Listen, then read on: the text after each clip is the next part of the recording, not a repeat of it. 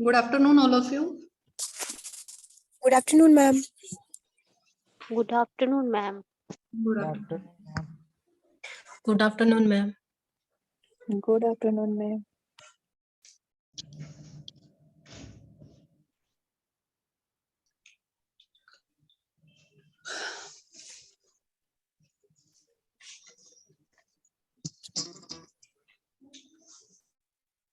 तो आज हम Good afternoon, ma'am. Good afternoon बेटा। टॉपिक पेपर है आप लोगों का फर्स्ट, नॉलेज एंड करिकुलम, ज्ञान और पाठ्यक्रम। और टॉपिक है आप लोगों का थ्योरीज ऑफ ट्रुथ। जो हम सत्य के सिद्धांत जो है वो कर रहे थे, वो शुरू करेंगे आज हम। पहले जो हम कर चुके हैं आप लोगों का फर्स्ट पेपर के अंदर, हम फर्स्ट यूनिट के अंदर नॉलेज का मीनिंग कर चुके हैं, उसके टाइप्स कर चुके हैं, सोर्सेस कर चुके हैं। उसके बाद हमने जो बिलीव किया था, इंफॉर्मेशन एंड बिलीफ, ये कर चुके हैं हम, ट्रुथ का कर चुके हैं। और आज हम करेंगे थ्योरीज ऑफ ट्रुथ, कि सत्य के जो सिद्धांत है वो आज हम करने वाले हैं। ठीक है,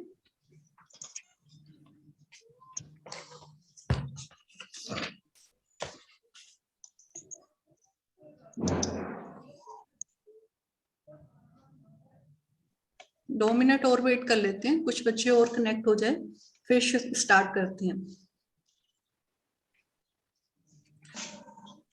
Good afternoon, ma'am. Good afternoon बेटा। Good afternoon, ma'am. Good afternoon.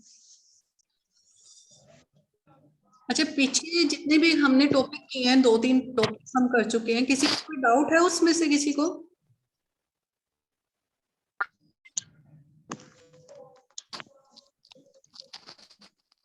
चलो अब हम स्टार्ट करते हैं। ठीक है, सभी म्यूट कर लेंगे। Okay, ma'am.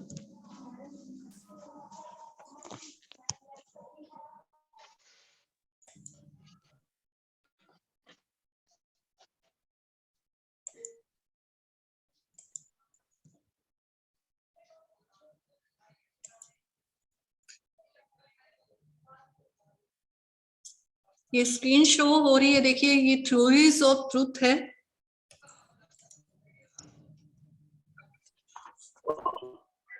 ठीक है, इसमें पहले आप लोगों को मीनिंग बताना है इसका, कि ट्रुथ का मीनिंग क्या है, और इसके 4 प्रिंसिपल इसने बताए हैं।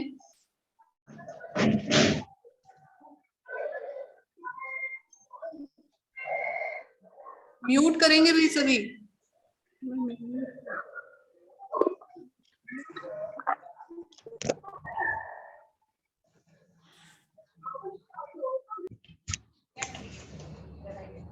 चार सिद्धांत है ट्रुथ के। सबसे पहले है सव्यम सिद्धि सिद्धांत, जिसको बोलते हैं सेल्फ एविडेंस थ्योरी। जो सेल्फ एविडेंस थ्योरी है वो देकार्ते और लॉक ने दी हुई है। तो इसके अंदर उन्होंने कहा है, एक मिनट वेट कीजिए बेटा।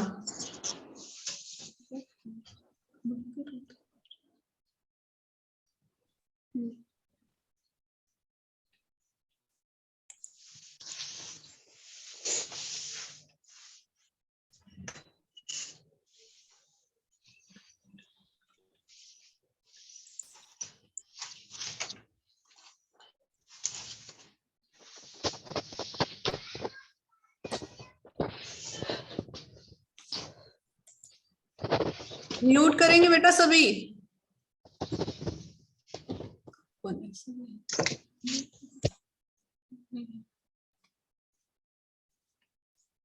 हो गया।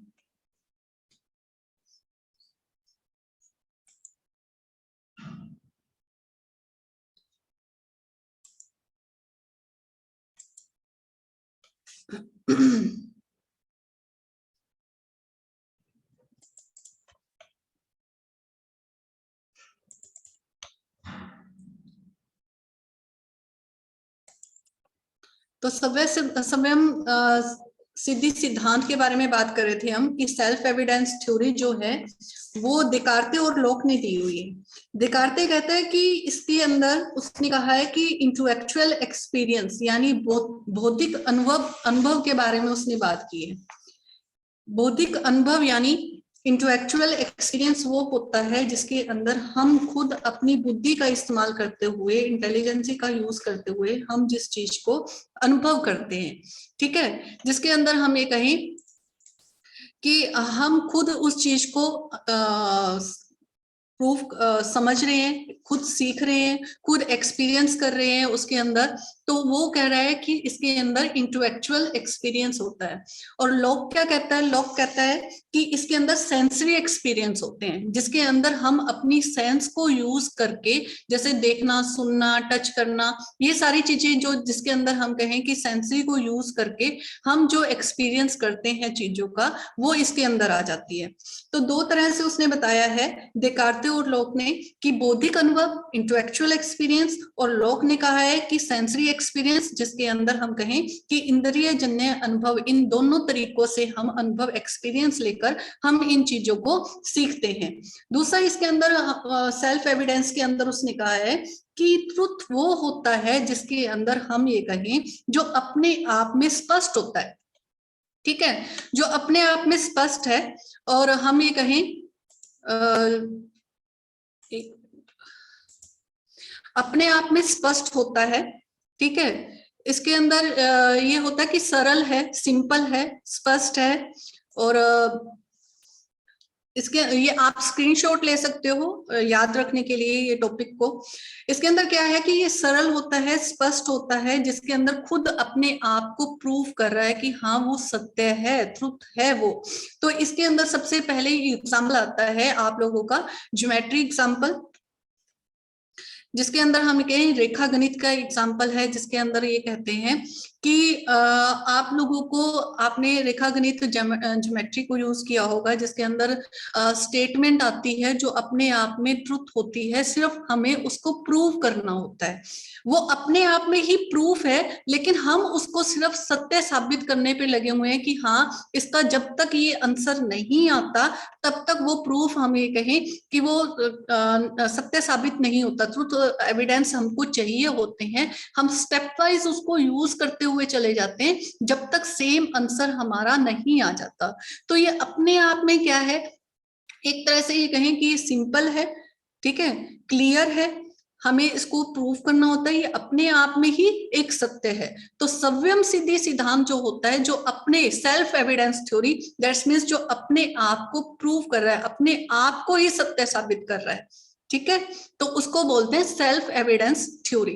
सेकंड आता है आप लोगों का अनुकूलतावादी सिद्धांत, जिसको कोरस्पोंडेंस थ्योरी बोलते हैं। इसके अंदर फैक्ट्स होते हैं, फैक्ट्स वो होते हैं जिसके अंदर हम एविडेंस को यूज करते हैं। जैसे बहुत सारे तथ्य हम ये कहें कि ये डाटा ऐसे होते हैं जिसके अंदर हमें कोई चेंज नहीं कर सकते, ठीक है, ये तथ्य जो फैक्ट्स हैं वो फैक्ट ही रहते हैं, इसके अंदर हम कोई बदलाव नहीं कर सकते। इसका जो समर्थन किया है वो लॉक ने किया है। देखिए अब ये कह रहा है कि जो फैक्ट्स हैं उसको हम कोई चेंज नहीं कर सकते, जो आपको प्रूफ दिया जा रहा है, जो आपने फैक्ट्स इकट्ठे किए हैं, दैट्स मींस आपने उस फैक्ट्स को इकट्ठे करने में उसकी एक अपने, हम फैक्ट्स की बात जब करते हैं, जब हम डाटा कलेक्ट तब करते हैं जब वो प्रूफ होते हैं, ठीक है, तब हम उसको कलेक्ट करते हैं। तो तथ्य फैक्ट्स वो होते हैं जिसके अंदर हम ना तो कोई चेंज कर सकते हैं, वो वैसे के वैसे ही बने रहते हैं जो हमें दिखाई दे रहे हैं, चाहे उसकी प्रेजेंट हो चाहे ना हो, लेकिन हमें वो दिखाई देने जरूरी होते हैं। जैसे हम कहें कि आप लोगों की बुक के अंदर भी एग्जाम्पल है कि अगर कुछ आपको कॉन्फिडेंशियल डॉक्यूमेंट्स दिए जाते हैं और आपको ये कहा जाता है कि इसको लॉकर में रख दो, तो प्रूफ क्या है उसको आपने लॉकर में रखा, जब उसको हम वेरीफाई कर लेते हैं कि ये जो डॉक्यूमेंट्स है वो लॉकर में रखे हुए हैं और हमने देख लिए कि हाँ ये लॉकर में ही रखे हुए हैं, तो ये एक फैक्ट्स है कि उसको हमने चेक भी कर लिया, जितने भी डाटा को कलेक्ट किया कि हाँ ये पर्सन गया था, उसने लॉकर को ओपन किया, उसने लॉकर को खोला और उसने उस डॉक्यूमेंट्स को रख दिया, तो दैट्स मीन्स कि वो सिक्योर हो गया और ये एक प्रूफ है। दूसरा हम ये कहें कि उसको उस तथ्य को मानने के लिए हमें क्या करना है, हमने उसको चेक किया, ठीक है, वो वैसे के वैसे ही था, उसको कोई चेंज, अगर वो था तो वो ट्रुथ है, अगर नहीं हुआ तो वो अनट्रुथ के अंदर चला जाएगा, कि जो फैक्ट हमें दिखाई दे रहा है वो ही हम सत्य को मानते हैं।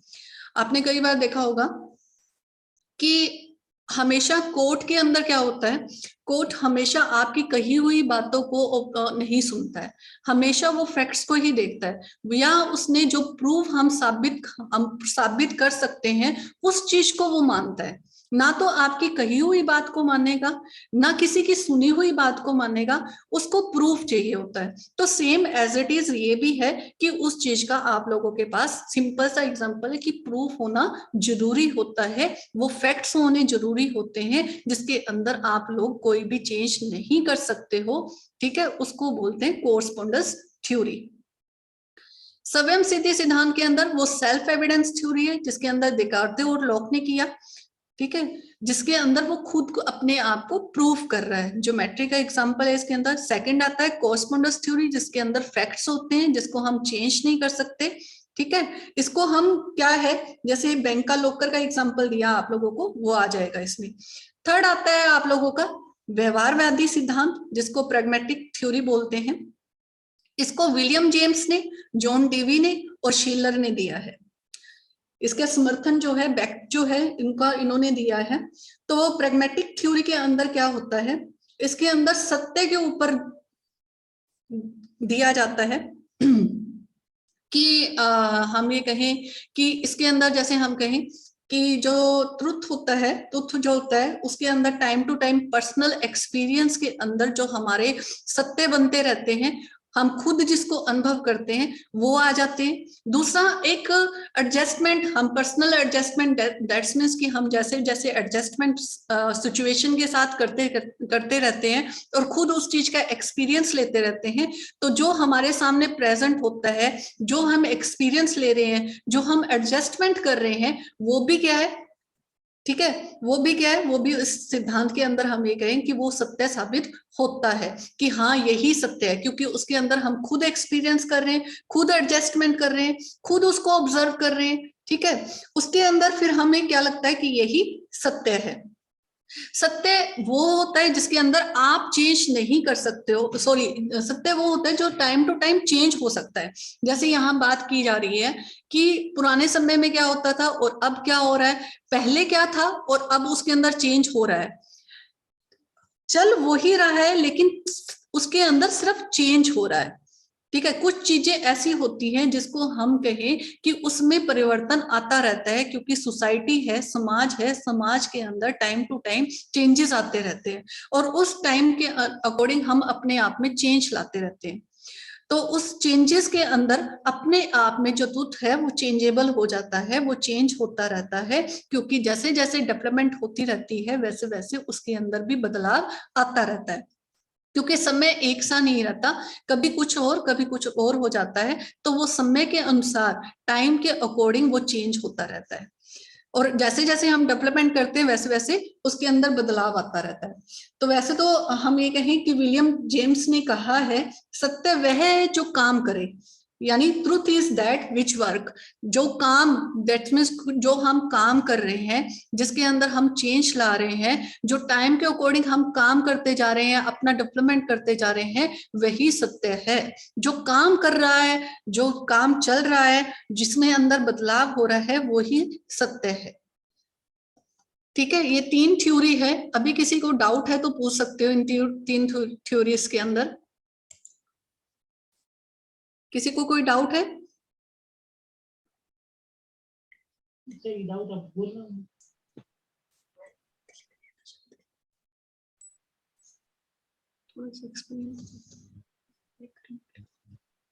किसी को कोई डाउट नहीं है? ना मैडम जी, सारा समझ में आवा है मार दो। No, ma'am. ठीक है, आगे देखिए, फोर्थ देखिए, सामंजस्यवादी सिद्धांत, जिसको कोहेरेंस थ्योरी बोलते हैं। आदर्शवादियों ने इसको प्रतिपादित किया है, आइडियोलॉजिस्ट ने। देखिए, आदर्शवादी होता क्या है, आइडियल होता क्या है? एक तरह से हम ये कहते हैं कि आदर्शवादी समाज, कभी आप लोगों ने सुना होगा इस बारे में कि आइडियलिज्म चीजें होती हैं, जिसके अंदर हम कहें कि ऐसा समाज जिसके अंदर सभी, ऐसी सोसाइटी जिसमें सभी मिलजुल कर रहते हैं, एक दूसरे का सम्मान करते हैं, भाईचारे की भावना से रहते हैं। एक आदर्शवादी यानी एक पूरी तरह से आदर्शवादी होना जिसके अंदर आता है।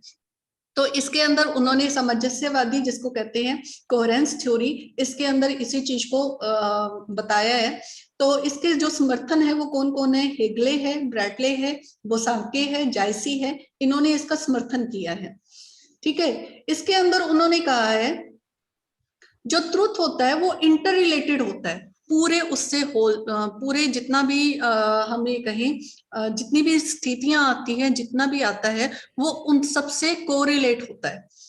ठीक है, जिसके अंदर हम ये कहें, मैडम स्क्रीन को थोड़ा जूम करना। हाँ अब ठीक है, अब दिख रहा है। ठीक है, ठीक है मैम। जिसके अंदर हम ये कहें कि आदर्शवादियों ने इसके अंदर 2 तरह से प्रेजेंट किया है। एक तो है तथ्यात्मक सामंजस्य और एक है तार्किक सामंजस्य, जिसको फैक्टरल कोहेरेंस बोलते हैं और लॉजिकल कोहेरेंस बोलते हैं। फैक्टरल, जिसके अंदर मैंने अभी तथ्य की बात की थी, वो सारे फैक्ट्स आ जाएंगे इसके अंदर। और लॉजिकल कोहेरेंस के अंदर, लॉजिकल के अंदर, जिसके अंदर हम ये कहें लॉजिकल तरीके से किसी चीज को करना, साबित करना, जिसको प्रूव करना लॉजिकल तरीके से, उसके अंदर हम आ जाएगा इसके अंदर, जिसके अंदर हम कहते हैं कि सोच समझकर, ठीक है, नाप तोल कर, परख कर, ठीक है, उस तरह से जिसके अंदर लॉजिकल तरीके से हम उस चीज को कर सकते हैं, उसके अंदर तार्किक सामंजस्य के अंदर आ जाएगा। जैसे वैसे कई बार इसके अंदर हम ये कहें कि कुछ चीजें होती हैं जिसको हमने प्रूव करना होता है। अभी ज्योमेट्री का एग्जांपल दिया था, सेम एग्जांपल तार्किक सामंजस्य लॉजिकल कोहेरेंस के अंदर सेम यही आएगा कि इसके अंदर क्या होता है कि आप लोगों को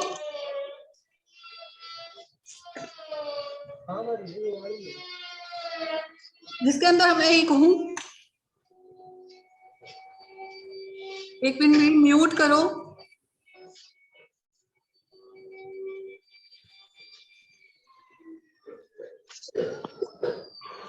रुको,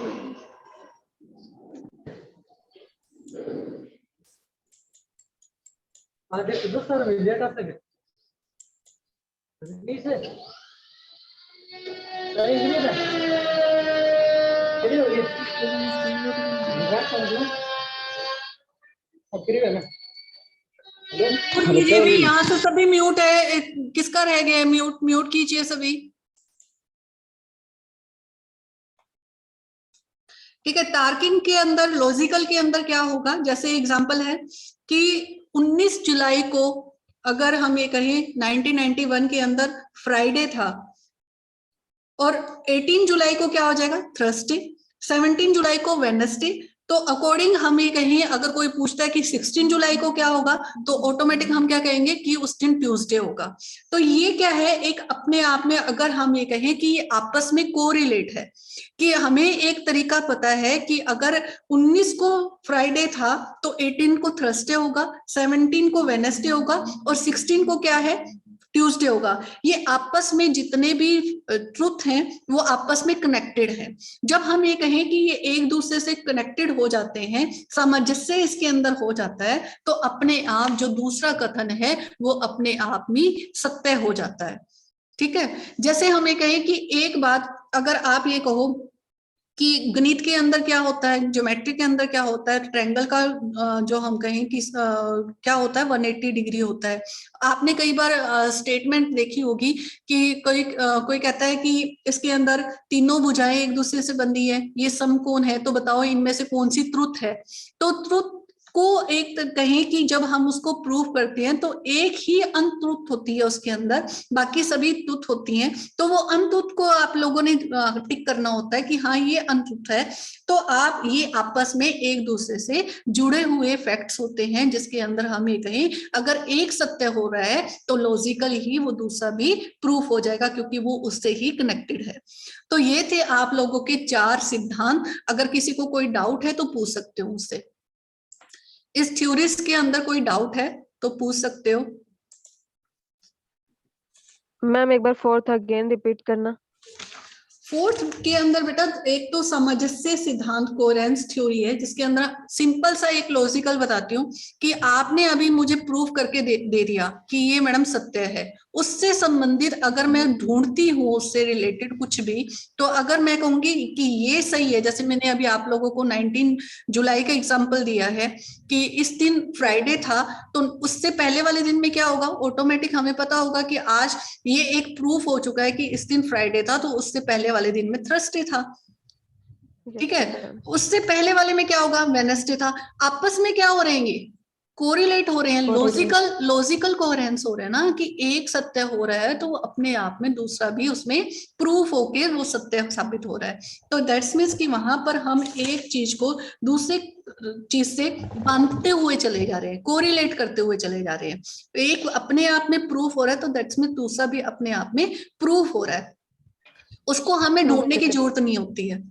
लॉजिकल हो गया ना। हम आपने कभी एंट्रेंस एग्जाम दिए होंगे तो लॉजिकल थिंकिंग भी आती, क्वेश्चन आते हैं उसके अंदर। तो उसमें उसमें पूछते हैं कि उस दिन फ्राइडे था, तो बताओ इस तारीख को क्या होगा। हम उसी डेट को लेकर कोरिलेट करते हुए चले जाते हैं और उस डेट पे पहुंच जाते हैं जिसका उसने पूछा है कि इस दिन कौन सा वार था। तो एक एविडेंस तो हमें मिल चुका है ना कि इस दिन सोमवार था, मंडे था, तो उस दिन हमने बताना कौन सा था, तो वो अपने आप हम उसके ऊपर पहुंच जाते हैं। तो यही लॉजिकल कोहेरेंस है, जिसके अंदर हम एक दूसरे को कनेक्टेड करते हुए चले जाते हैं।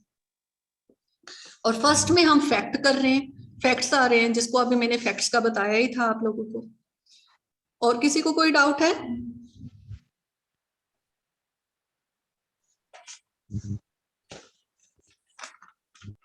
नेक्स्ट करें। Yes ma'am. Yes, ma'am. Yes, ma'am.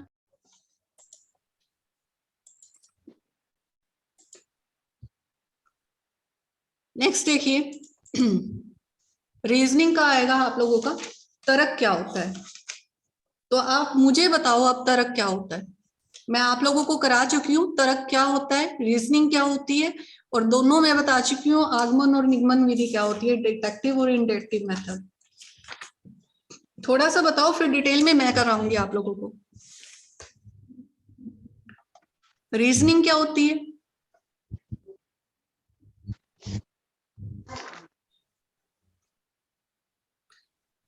कोई भी बताओ, किसी को भी आता है तो।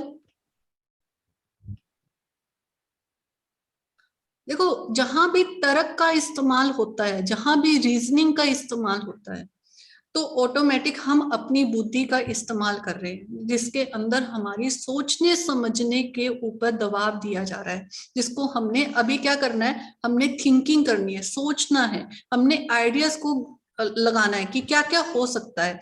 एक पूरा हम लॉजिकल वे से उस चीज को समझने लग जाते हैं। तो रीजनिंग क्या है, एक तरह से अपनी इंटेलेक्चुअल पावर को, अपनी बुद्धि को दिखाने का काम किया जाता है रीजनिंग के अंदर। रीजनिंग के अंदर हम, रीजनिंग वही इंसान सोल्व कर सकता है जिसकी इंटेलेक्चुअल पावर, मेंटलिटी, जिसकी हम कहें कि एक तरह से बहुत शार्प है, चीजों को बारीकी से देख लेता है, जल्दी कैच कर लेता है। तो वो रीजनिंग के अंदर पूरी तरह से हम अपनी बुद्धि का इस्तेमाल करते हैं, उसको तर्क विधि कहते हैं। तो रीजनिंग के अंदर यही आता है। तो मीनिंग हो गया इसका। अब देखिए रीजनिंग के अंदर कौन कौन सी मेथड है।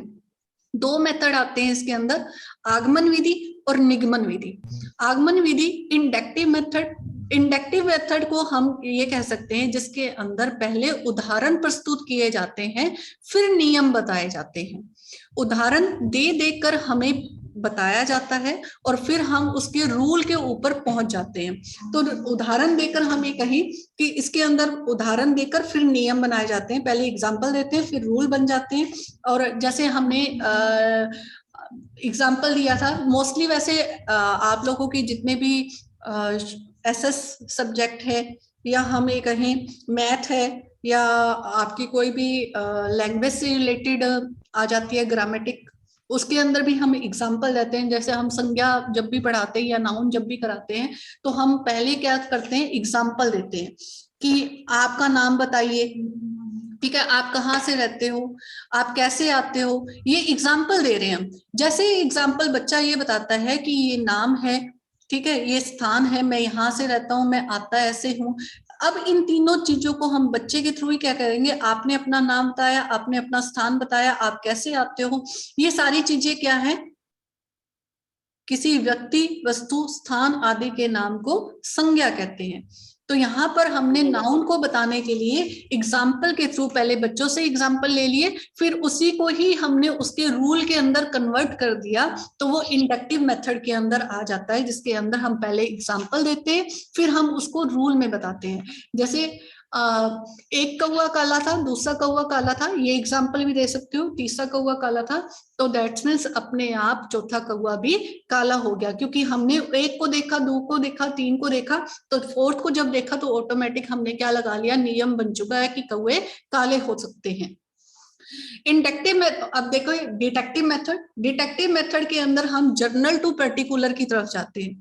जर्नल टू पर्टिकुलर के मतलब कि यहाँ पर हम पहले ही सामान्य से विशेष की ओर जाना, जिसके अंदर हम पहले नियम बता देते हैं, फिर उसको हम बताते हैं, एग्जाम्पल दे दे के हम उस चीज को करते हैं कि उसको प्रूव करते हैं कि जो रूल हमने बताए हैं उसको हम साबित कर देते हैं। जैसे हम कहें उपाध्यक्ष जी साथ साथ में लिखो। हाँ,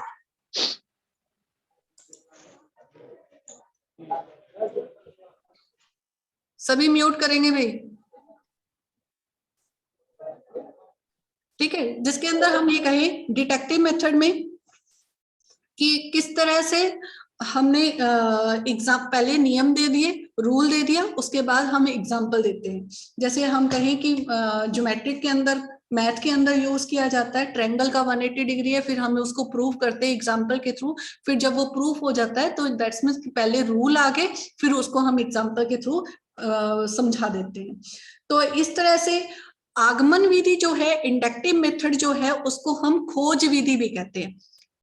इन्वेंट करना कि हम इसके अंदर क्या कर रहे हैं, खोज कर रहे हैं। खोज कैसे कर रहे हैं, क्योंकि एग्जाम्पल दे रहे हैं, एग्जाम्पल दे दे के हम रूल के ऊपर पहुंच रहे हैं, तो इसलिए इसको खोज विधि भी कहा जाता है, आगमन विधि को। आगमन विधि के अंदर हम क्या करते हैं, खोज करते हैं, लेकिन निगमन विधि के अंदर, डिटेक्टिव मेथड के अंदर क्या आ जाएगा, जिसको खोज करने के लिए उपयोगी हो उस विधि का प्रयोग किया जाता है। जैसे हम कहें दूसरों की जिसने निगमन विधि के अंदर, डिटेक्टिव मेथड में क्या होता है कि जो खोज हो चुका है, जो इन्वेंट हो चुका है, सिर्फ उसको उपयोग, यानी हम उसको यूटिलाइज कर रहे हैं, उसको फिर से रिपीट कर रहे हैं, इसके अंदर आ जाएगा। आगमन विधि जिसके अंदर हम खोज कर रहे हैं, निगमन विधि जिसके अंदर खोज किए गए उपयोग को फिर से हम यूज करते हैं। रिपीट करना, हम फिर से उसको यूज कर रहे हैं कि 180 डिग्री प्रूव हो चुका है, लेकिन हम उसको फिर से प्रूव कर रहे हैं, तो ये क्या है, निगमन विधि है। आगमन विधि, निगमन विधि जिसके अंदर हम ये कहें कि इस तरह से होता है। आगमन निगमन विधि में वह विधि है जिसके अंदर हम कहें कि जिसके अंदर फार्मूलेज आते हैं, जिसके अंदर रूल्स आते हैं, जिसके अंदर पहले रूल्स आते हैं और फार्मूलेज होते हैं, और उनको आगे बढ़ाने का काम जो है वो निगमन विधि के द्वारा किया जाता है। तो क्लियर है रीजनिंग, इंडक्टिव और डिटेक्टिव मेथड।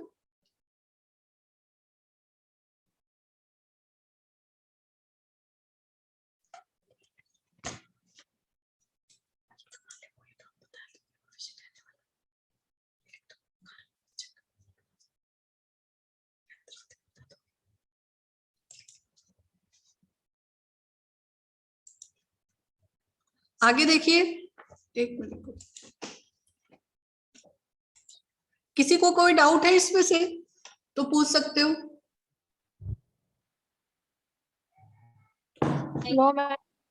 ओके, आगे No, ठीक है, म्यूट कीजिए आप सभी। आगे देखिए, एनालाइज। एनालाइज को हिंदी में विश्लेषण बोलते हैं। जो एनालाइज होता है इसको सिंपल वे में हम समझते हैं। पहले आपने कभी सर्च की होगी, रिसर्च की होगी, कोई भी चीज हम कुछ भी सर्च करते हैं या रिसर्च का नाम लेते हैं हम, कोई भी चीज हम रिसर्च करते हैं तो हमेशा हम क्या करते हैं, जिसको हम नहीं जानते वहां से शुरू करते हैं और धीरे धीरे हम उसको जानना शुरू कर देते हैं। आपको मान लो कोई टॉपिक दे दिया, उस टॉपिक के ऊपर आप उसको पहले मतलब कि नहीं जानते, फिर उसको जानना शुरू करते हो, धीरे धीरे जानते जानते उसके कंक्लूजन पे पहुंच जाते हो, और कंक्लूजन पे पहुंचने से पहले हम उसको हाइपोथेसिस लगाते हैं। इस चीज को हम सिंपल वे से अब करना शुरू करते हैं। सिंपल वे में हम इसको कहें कि आपके पास सारी चीजें इकट्ठी हो चुकी हैं, जो भी आपने फैक्ट्स इकट्ठे किए हैं, जो भी आपने अनुमान लगाया कि ये चीजें होंगी, आपने उस चीज सभी चीजों को इकट्ठा कर लिया। फिर आपने उसको एक तरह से कहें उन सभी वस्तुओं को अलग अलग करके उसको एनालाइज करना, उसका विश्लेषण कर देना कि ये मेरे काम की है या नहीं है, जो मैं करना चाहता हूं, जिस तक मुझे पहुंचना है, वो सही से मेरे साथ इसमें काम आएगी या नहीं आएगी। दैट्स मीन्स जितना भी मैंने डाटा कलेक्ट कर लिया, उस डाटे को छांटने का काम, अलग अलग वे से उस चीज को एक एक करके मुझे देखना शुरू कर देना पड़ेगा, जिसके अंदर मैं ये कहूँ जितना भी इकट्ठा किया है उसको अलग अलग करने का काम किया जाता है। और अलग अलग जब काम किया जाता है, जिसको अननोन टू नोन इसलिए बोला जाता है क्योंकि उसके अंदर मैं क्या कर रही हूँ कि हाँ ये मेरे काम का है, इसको मैंने रखना है। फिर उसको दूसरे को जानते हैं कि ये काम का है, जानना जब शुरू करते हैं उसको डिटेल में, तब हमें लगता है कि ये काम का है या नहीं है, उसको हम हटाते जाते हैं। सेकंड आता है निष्कर्ष से कल्पना की ओर, जिसको कंक्लूजन टू हाइपोथेसिस बोलते हैं। इसके अंदर जब हम किसी चीज को सुलझाना शुरू करते हैं, उसके साथ साथ जब हम किसी चीज को जानते हैं तो अपनी हाइपोथेसिस यानी एक कल्पना का निर्माण करना शुरू कर देते हैं, जिसके अंदर हमें ये लगता है कि जब मैं इस काम को करूंगी और ये पॉइंट जो मेरे काम का है, उसके अंदर हम इमेजिन एक कल्पना हाइपोथेसिस लगाना शुरू कर देते हैं कि इस तरह से मैं अपने कंक्लूजन की तरफ पहुंच जाऊंगी। तो कंक्लूजन टू हाइपोथेसिस ये होता है। एनालिसिस का मीनिंग क्लियर है सबको?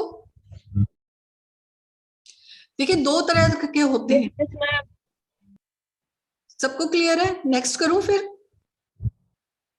नेक्स्ट देखिए इसका प्रोसीजर, इसकी कार्यविधि क्या है? एक बार फिर से रिपीट करना। कौन सा बेटा? एनालिसिस। मीनिंग क्लियर करना है। देखिए रिसर्च के अंदर मोस्टली क्या होता है, जब हम कोई रिसर्च करते हैं ना तो पहले एनालाइज करते हैं। एनालाइज के अंदर हम विश्लेषण और एक संश्लेषण होता है। विश्लेषण के अंदर हम हर एक चीज को अलग कर देते हैं, अलग अलग रूपों, अलग अलग करने के बाद हम उस चीज को ऑब्जर्व करते हैं, उस चीज के डाटा को, फैक्ट्स को हम देखते हैं। जब हमें ये लगता है कि ये हमारे लिए बेनिफिट देगा, हमारे काम के अंदर उपयोगी है, इस चीज को हम यूज कर सकते हैं, तो हम उस चीज को रखते हुए चल जाते हैं। तो अननोन टू नोन ये होता है कि जो भी डाटा इकट्ठा किया है उसके बाद उसको अलग अलग ढंग से देखना कि ये काम का है, तो उसको हम अलग करते हुए चले जाते हैं कि हाँ हाँ ये है, तो उसको वो एक अज्ञात से ज्ञात की ओर, दैट्स मीन्स कि अननोन टू नोन, कि हाँ ये मेरे काम का है, एक छांटने का काम शुरू हो जाता है, अलग अलग करने का काम शुरू हो जाता है। जब भी हम रिसर्च करते हैं तो हमें ये नहीं पता होता कि हम जितना भी डाटा हमें लगता है ना उसको कलेक्ट करते रहते हैं। जब हम कलेक्ट कर लेते हैं ना उस डाटा को, तब हम जब लेकर बैठते हैं उसको, तब हम उसको एक एक को डिटेलिंग में करना शुरू कर देते हैं कि उसको हम क्या करते हैं, छांटने का काम, अलग अलग करने का काम शुरू कर देते हैं। ये मेरे काम का है, ये मेरे काम का नहीं है, ठीक है, कि ये पूरा मेरा जो काम से रिलेटेड है ये सही रूप से इसमें बैठ रहा है। तो जो अननोन टू नोन हो गया कि पूरा डाटा इकट्ठा कर लिया, फिर हम उसको जानना शुरू कर देते हैं कि हाँ ये ठीक है। फिर है कंक्लूजन टू हाइपोथेसिस, जब हमने उसको एक निष्कर्ष निकाल लिया और निष्कर्ष से हम कल्पना की ओर हाइपोथेसिस लगाना शुरू कर देते हैं कि ऐसा ऐसा मेरी जो रिजल्ट है उसमें हेल्प मिलेगी, इस चीज की हाइपोथेसिस लगाना शुरू कर देते हैं। जब हमारे पास कलेक्शन शुरू हो चुकी है उस चीज की, तो हमें निष्कर्ष पे पहुंचते हैं, तब हम हाइपोथेसिस लगाना उसकी शुरू कर देते हैं कि ये चीजें हो सकती हैं, ये फैक्ट्स आ सकते हैं, ये इस तरह का रिजल्ट हो सकता है। तो ये है एनालिसिस। अब किसी को कोई डाउट है? No, ma'am. आगे देखिए, प्रोसीजर, कार्यविधि। प्रोसीजर के अंदर क्या आएगा? अज्ञात भाग की खोज करना, यानी जो अननोन फैक्ट्स है उसको फाइंड करना। जैसे हम जब भी हम रिसर्च शुरू करते हैं, ma'am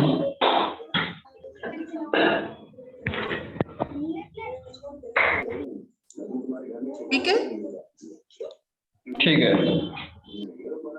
finding the known unknown part वो होते हैं, जैसे मैंने अभी आपको बताया कि जब भी हम कोई रिसर्च शुरू करते हैं या कोई भी काम हम शुरू करते हैं, तो हम हमेशा उन चीजों को ढूंढते हुए चले जाते हैं जो कोरिलेट होते हैं, और कई चीजें ऐसी आ जाती हैं जिसको हम नहीं जानते होते, हम उसको सिर्फ अपने टॉपिक से रिलेटेड करते हुए उन चीजों को, ताकि मेरी प्रॉब्लम को म्यूट करोगे सभी।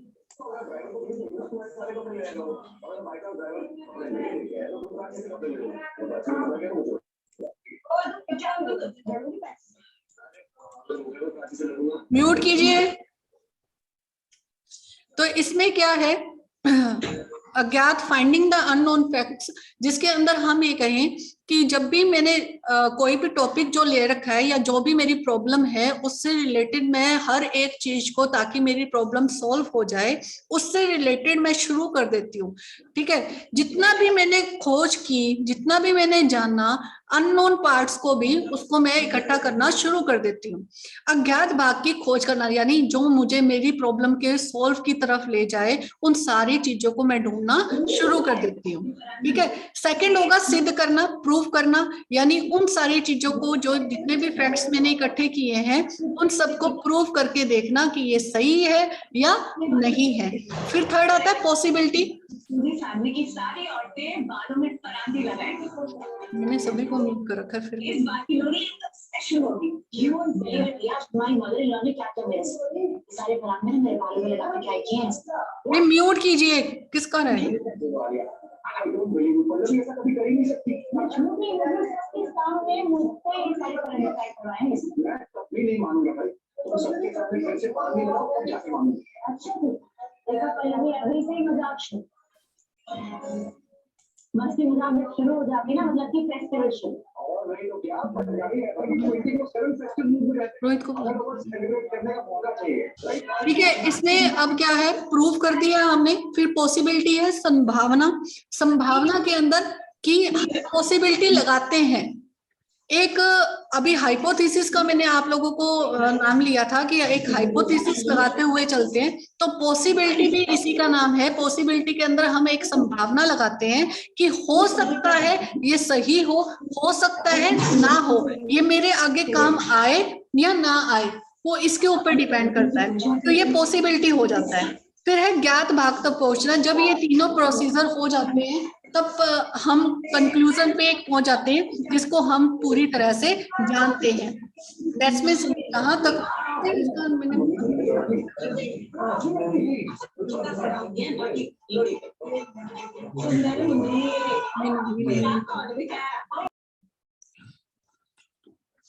नहीं पूछना कहां से किया।